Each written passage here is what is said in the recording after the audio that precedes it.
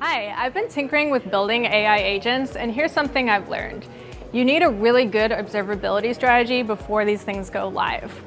An agent is not just a simple LLM app, it's an intricate system that perceives its environment and takes actions to achieve specific goals autonomously or sometimes semi-autonomously, but it then adapts to its feedback loops.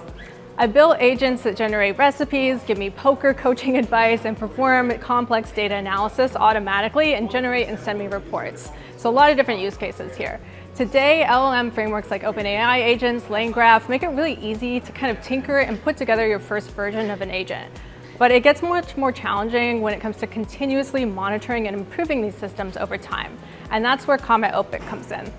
So what is AI agent observability? Well, if you're familiar with software and engineering best practices and DevOps, you've probably heard of observability before. So AI observability gets a little bit more complicated than monitoring software. An LLM's model is a non-deterministic system. So monitoring the output of a generative model presents a whole different set of challenges. The things to monitor for aren't as straightforward as they would be with traditional software or a heuristic rules-based system.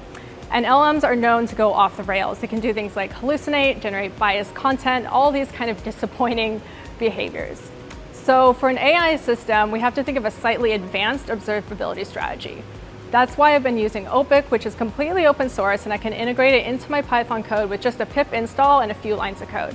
I can log traces, and this gives us visibility to each step the agent has taken and helps me pinpoint where failure points might be. I can also use LLM evals, which are metrics to measure performance and detect issues.